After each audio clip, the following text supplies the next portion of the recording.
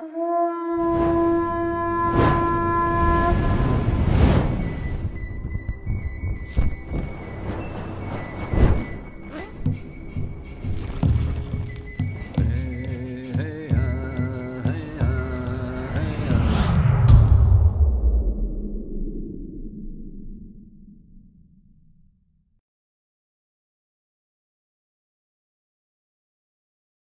les vengo a hablar de la empresa más importante que somos nosotros mismos. De hasta dónde podemos llegar con nuestros sueños y hasta dónde está el límite para todo eso. Esta historia empieza en el año de 1987, cuando yo estoy en una preparatoria de la Ciudad de México y pues decido que voy a estudiar arquitectura. Porque me gustan las matemáticas, porque me gusta dibujar, me gusta el arte, me gusta diseñar y creo que es a lo que me tengo que dedicar, a pesar de que mi familia son puros abogados. Mi papá puso el grito en el cielo, por supuesto. Mi papá es abogado militar, por cierto, y fue jefe del departamento de la industria militar, hablando de industria militar.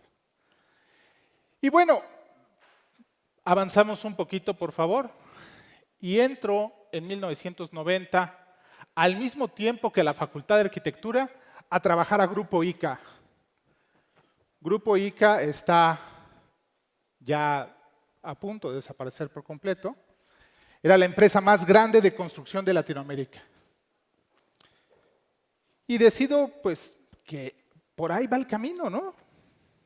Y todo va muy bien, y saco buenas notas, a veces no tan buenas. Digo, hay que ser realistas, ¿no? Y la arquitectura es una materia un poco complicada. Y bueno, empiezan a suceder ciertas cosas y vamos avanzando, por favor. Como les decía, entro en ese mismo momento a la Facultad de Arquitectura de la Universidad Nacional Autónoma de México, que no es comercial, pero es la mejor escuela de arquitectura que hay en Latinoamérica. Y bueno, sucede algo en mayo de 1993. Julio Saucedo tiene un problema muy grave con el director de la Escuela de Arquitectura y se tiene que salir de la Facultad de Arquitectura de la UNAM.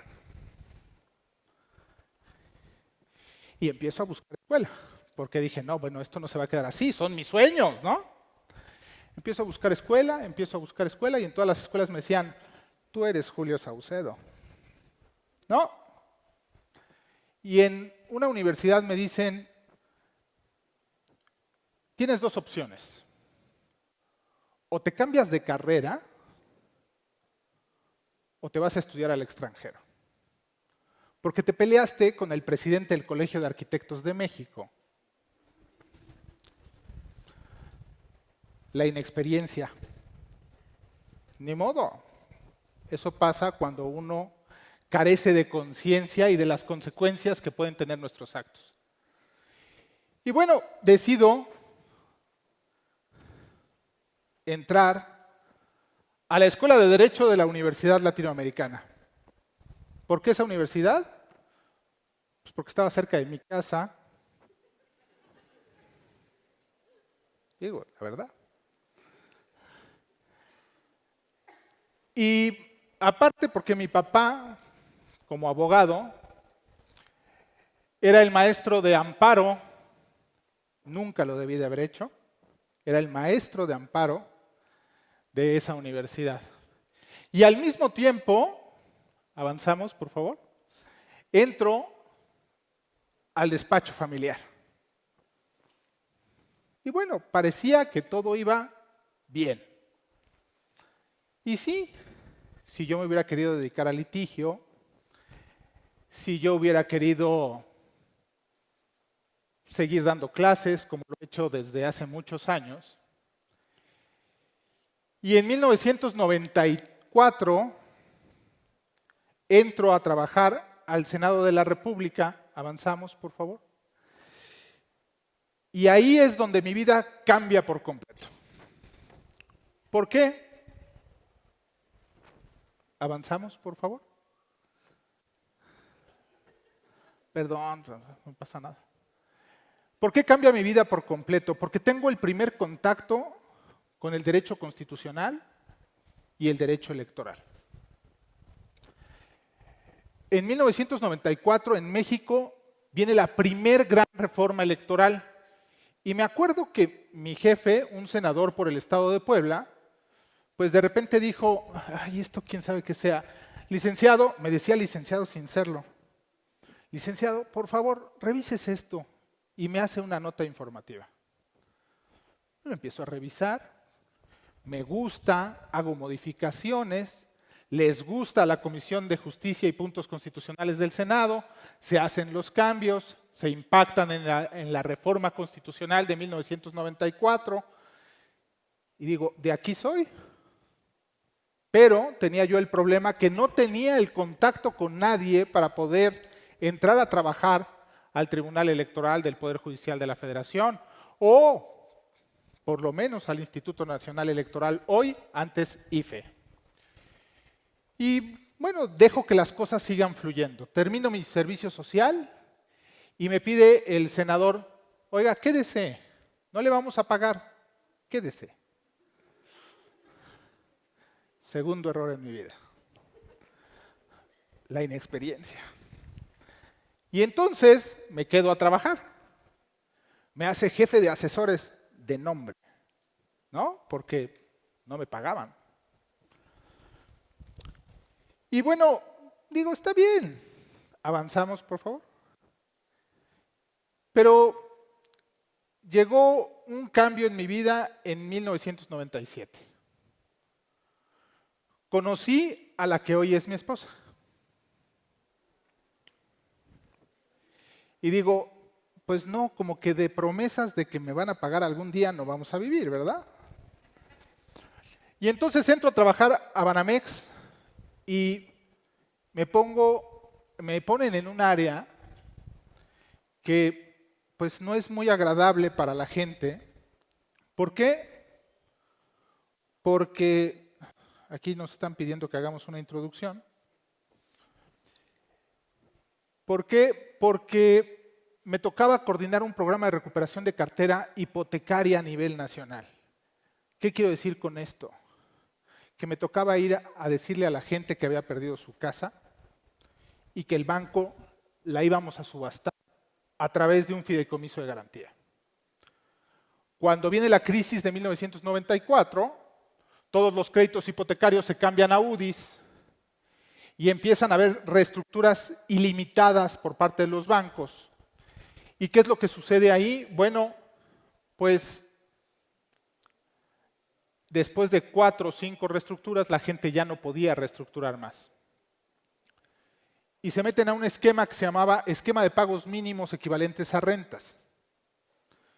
Es decir, yo banco, me dabas la propiedad de tu casa y yo te cobraba una renta por el plazo que era tu crédito originario y después de que terminaba ese plazo, pues me la podías comprar otra vez con un crédito hipotecario.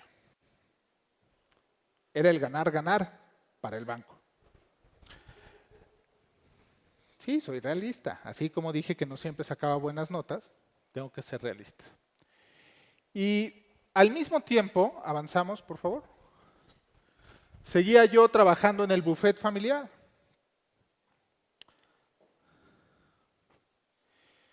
Y el problema del buffet familiar es que mi papá es un abogado reconocido a nivel internacional en algunas áreas, pero es un abogado a la usanza antigua. ¿Qué quiero decir con esto? Los pasantes están para aprender, no para ganar dinero. Y bueno, yo ya tenía una familia para ese entonces, ya teníamos a mi primera hija, Julieta, y ya venía en camino José Antonio, y dejo de trabajar en Banamex porque lo compra Citibank. Y como yo me había acabado la cartera junto con la que era mi jefa, pues como buena empresa norteamericana, nos dicen, ya no tienen razón de ser ustedes. Adiós. Y entonces me quedo nada más con el despacho y empiezo a dar ya formalmente clases. Digo formalmente porque había dejado de hacerlo durante algún tiempo. Yo doy clases desde 1997. Avanzamos, por favor. Y bueno, de repente aparece una oportunidad y entro a trabajar a la oficina del abogado general en la UNAM. La verdad es que fue una experiencia muy bonita, pero muy desgastante. ¿Por qué? Porque aparte del trabajo normal que hacíamos para la universidad, quien era el jefe, que era una mujer, hacía muchos libros.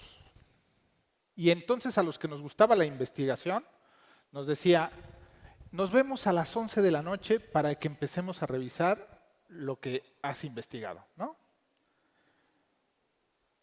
Y sí, a las 11 de la noche teníamos que estar en la oficina de la que era abogada general de la UNAM, pues revisando los textos que habíamos hecho durante el día en nuestros espacios libres, después de todo nuestro trabajo, para que la señora los revisara y avanzara con sus libros. Ahí duré 6 meses porque vino la oportunidad de mi vida. Avanzamos, por favor. Y fue entrar al Tribunal Electoral del Poder Judicial de la Federación. ¿Recuerdan lo que les dije de 1994? Bueno, ahí es donde se concretó todo. ¿Por qué?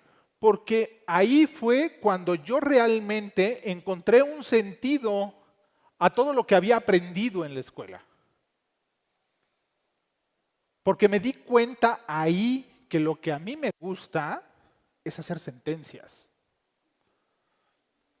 A mí me gusta decidir sobre lo que va a pasar en un conflicto determinado.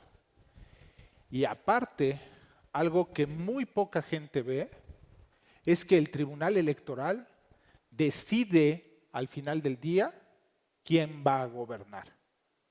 Es decir, el tribunal es un poder más allá de lo que parece ser.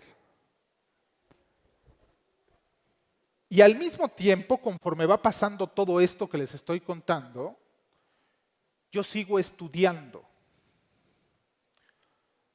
Es decir, acabé mi licenciatura, ¿en qué año? 1997. Me titulé en 1999. Y a partir de ahí dije, no me puedo oxidar. Y seguí, y seguí, y seguí, y seguí estudiando. Avanzamos, por favor. Tan es así que en 2003, ¿avanzamos? Gracias. En 2003 entro a la División de Estudios de Posgrado de la UNAM a estudiar una especialidad en Derecho Electoral. Soy la primera generación de la especialidad de Derecho Electoral.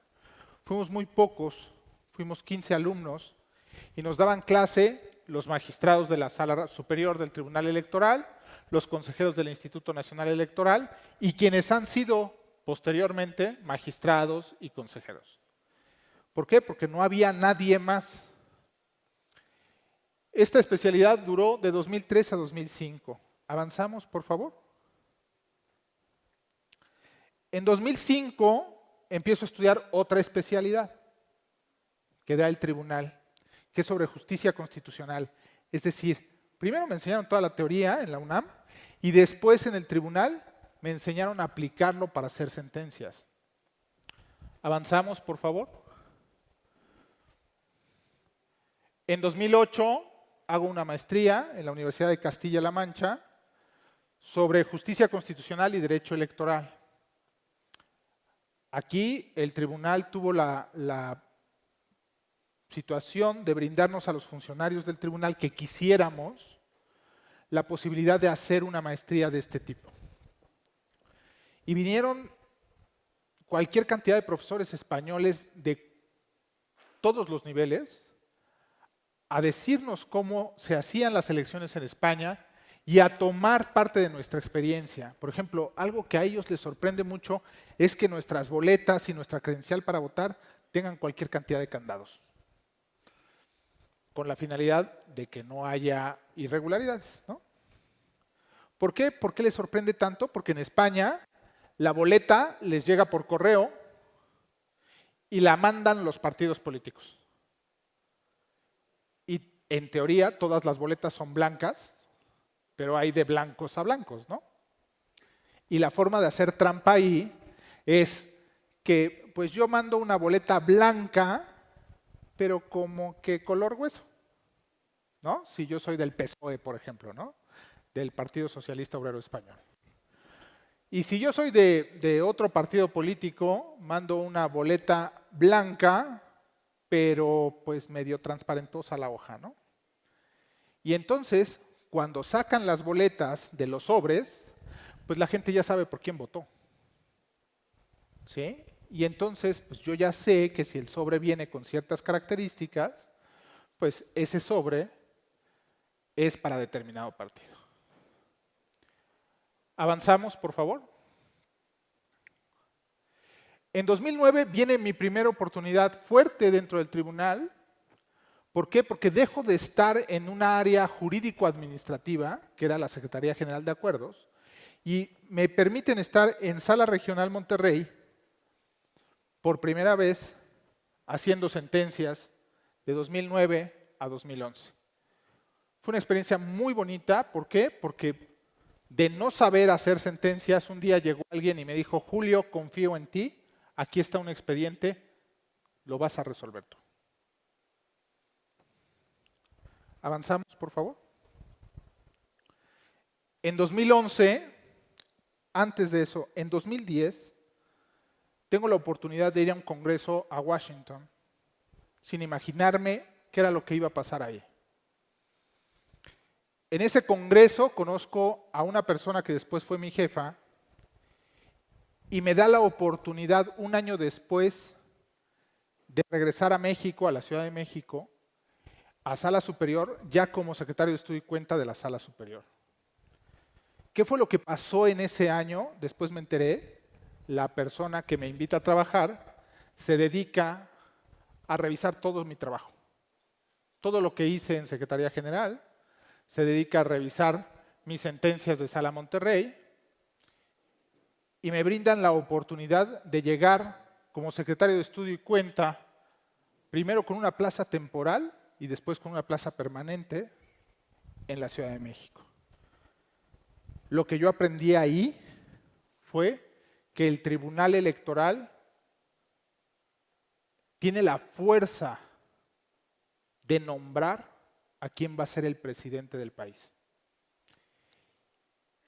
Y no se imaginan lo importante que se siente uno cuando tu trabajo se ve reflejado ahí. Todos los niños, en mi época, decíamos, cuando nos preguntaban, ¿qué quieres ser de grande? Muchos decíamos, presidente. Pensábamos que era lo más importante que había. Y resulta que la vida me dio la oportunidad de nombrar a quién va a ser presidente. Avanzamos, por favor. En 2013, digo, no me puedo quedar sin seguir estudiando. Y decido hacer otra especialidad ahora en la Universidad de Girona. Mi trabajo es dictar sentencias, es revisar lo que la gente trae. Y entonces me dan la oportunidad de estudiar una especialidad sobre valoración probatoria. ¿Qué es la valoración probatoria? Es la posibilidad de que yo vea los papeles o los documentos o todo lo que me mandan las partes y yo decida si tienen o no tienen razón en base a eso. ¿Cuál es la finalidad de contarles mi historia? La finalidad de contarles mi historia es, como les dije en un principio, yo no les vengo a contar de una empresa, sino les vengo a contar de la empresa más importante que son ustedes mismos. De lo importante que es para ustedes que luchen y se preparen para alcanzar eso que quieren ser ustedes. No importa si quieren ser abogados, contadores, administradores, lo que ustedes quieran ser. Pero lo importante es que tengan las ganas de hacerlo. Que exista alguien que les detone las ganas de hacerlo, como son esas 3 personas que están ahí sentadas, que siempre que tengo la oportunidad de reconocerles su trabajo, se los reconozco. Mi esposa y mis 2 hijos. Gracias a ellos, yo tengo las ganas de pararme todos los días a trabajar. Esté cansado, no esté cansado. Esté enfermo o no esté enfermo. Eso es lo que ustedes deben de buscar en sus vidas. Un motivo que les permita crecer exponencialmente, que era lo que todos los expositores que me han precedido lo han dicho. La empresa debe crecer de manera exponencial para que la empresa triunfe, ¿no? Es exactamente lo mismo. Ustedes deben de crecer de manera exponencial para que ustedes triunfen como individuales. ¿Por qué? Porque antes de ser empresa tienen que triunfar de manera individual. Es muy importante para todos nosotros que venimos a enseñarles o a explicarles o a transmitirles un poco de lo que son nuestras experiencias. Es muy importante que ustedes entiendan eso. Que antes de otra cosa, ustedes deben de estar preparados para lo que venga. Sea bueno, sea malo, sea intermedio. Como les dije, yo no esperaba en 1993 que me peleara con el director de la carrera de arquitectura. Jamás lo esperé. Mi inexperiencia tuvo consecuencias. ¿Y esas consecuencias cuáles fueron? Que mi vida dio un giro de 180 grados. Me revolcó la ola, como dicen por ahí. Por favor, lo más importante son ustedes. Si tienen como sueños constituir una empresa, luchen por ello. Prepárense para ello. Atiendan a lo que les dicen sus maestros. Traten de ser mejores cada día. De nada sirve que yo venga o que venga el mejor empresario de México y les explique sus experiencias si a ustedes les interesa por este momento. Si lo que nosotros o lo que los demás exponentes digan no trasciende. Les repito, busquen eso que les detone las ganas de crecer.